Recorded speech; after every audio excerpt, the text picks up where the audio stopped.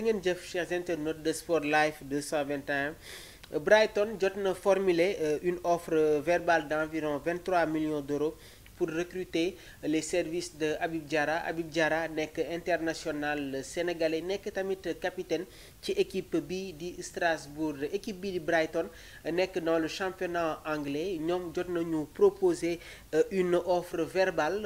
Proposition boobu noonu mi ngi toll ci 23 millions d'euros 23 millions d'euros moom la Brighton teg ci kaw table bi pour recruter le milieu de terrain de l'équipe nationale du Sénégal. Donc le club anglais nag jamono ji nekk nañu en discussion ak Strasbourg et les priorités du club bleu mais jamono ji nag Strasbourg mi ngi valoriser Habib Diarra à un prix plus élevé que l'offre initiale de Brighton. Donc comme ngeen ko déggee léegi nii Strasbourg ñoom dañu yokk actuellement prix bu Habib Diarra, bien vrai que Brighton jot na proposer une offre de 23 millions d'euros jugée insuffisante pour les dirigeants du club français. Diarra nag jamono ji day susciter l'intérêt d'autres clubs de Premier League comme Everton bi nga xamante ne foofu la Idrissa Gana Gueye nekk ak Iliman Ndiaye ñoom itamit ñi ngi bàyyee xel le capitaine de Strasbourg, waaye tamit Nottingham Forest bi nga xamante ne foofu la Cheikhou Kouyaté nekkoon et jamono ji ils sont en train de jouer quasiment leur tout pour une place européenne. ñoom itamit bëgg nañu attacher les services du milieu de terrain. l'AC Milan ñoom tamit ñi ngi bàyyee xel Habib Diarra. Donc loolu moo waral jamono ji club yi yëpp ñi ngi agité wu autour du capitaine du Strasbourg. Donc Habib Diarra tamit nekk na un très bon milieu de terrain ndax dafay équilibrer l'entrejeu ci club bi nga xamante ne moom la nekk fu mu nekk nii. Donc Brighton ñoom gis nañu en Habib Diarra un jeune talent prometteur capable de renforcer son équipe dans la continuité de leur stratégie de recrutement de développement de jeunes joueurs. Brighton sooy xool seen ay milieux de terrain, c'est des très jeunes joueurs comme Baleba bi nga xamante ne il était dans le championnat français, plus précisément au LOSC.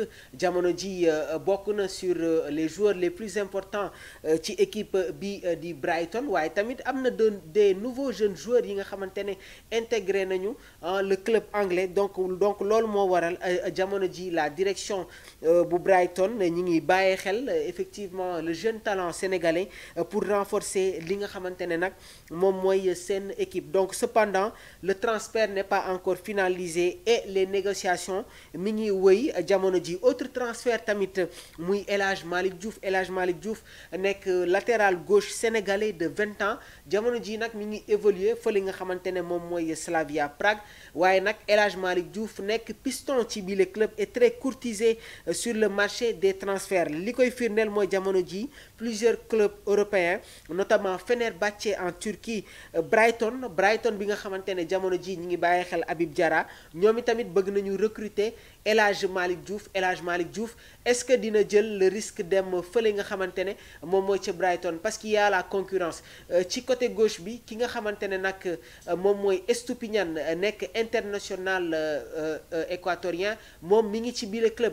Il y a aussi l'autre défenseur bu Turquie bi moom itamit rejoindre na équipe bi di Brighton. waaye nag Liverpool ñoom itamit ñi ngi bàyyi xel le défenseur de l'équipe nationale du Sénégal, moom mu war a nekk probablement le prochain successeur de Robertson nekk tamit défenseur ci équipe bii di Liverpool. waaye jamono ji nag Fenerbahçe ñoom ñi ngi insister pour finaliser rapidement son transfert, waaye tamit bëgg nañu devancer la concurrence, tandis que Brighton envisagerait de dépenser environ 24 millions d'euros pour recruter ki nga xamante ne nag moom mooy El Hadj Malick Diouf.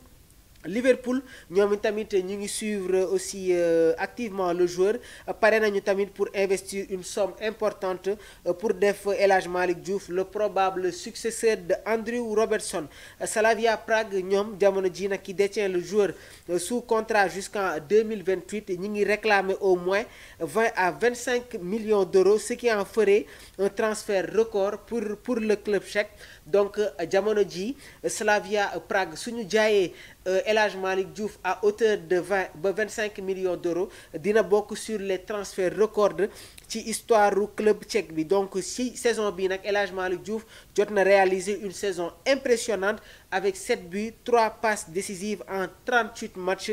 loolu moo renforcer jamono ji nag li nga xamante ne moom mooy son attractivité, bien vrai que amoon na ay quelques blessures. loolu moo waral sax les récentes sorties de l'équipe nationale du Sénégal. El Hadj Malick Diouf rejoindrul li nga xamante ne moom mooy la tanière. Enfin, selon certaines sources, un accord avec Brighton serait en bonne voie avec un contrat de 5 ans proposé et un salaire annuel buy tourner autour de 4 millions d'euros. La décision finale dépendra des négociations. donc mu nekk tamit les deux transferts yi nga xamante ne ñi ngi koy évoquer autour de la tanière. donc Habib Diarra bi nga xamante ne moom mi ngi nekk ci équipe bii nii di Strasbourg jamono ji nag Brighton bëgg na ko attirer, waaye tamit Nottingham Forest ak AC Milan ñi ngi koy bàyyi xel. de l'autre côté ki nga xamante ne nag moom mooy El Hadj Malick Diouf. El Hadj Malick Diouf nekk piston ci club bi di Slavia Prague, nekk tamit défenseur